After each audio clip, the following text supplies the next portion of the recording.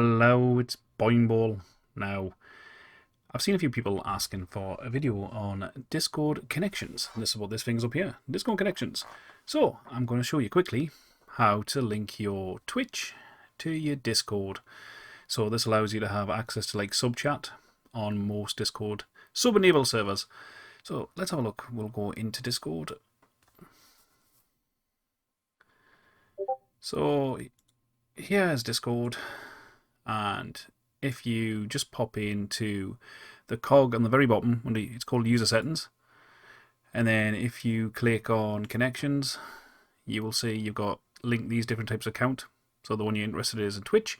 So if you click that Twitch button, Chrome will pop up and then connect to your Twitch dashboard. And once done, it'll pop back into Discord here, and you'll see that you have your Twitch account linked into your Discord here. You can link other things up as well, but Twitch is the one which gives you sub-enabled server benefits.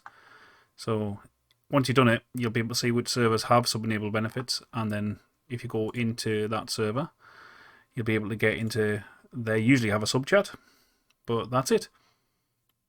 I hope you find this very handy. And if you need any more streaming tips, follow us now on YouTube, and hope to see you soon. Bye for now.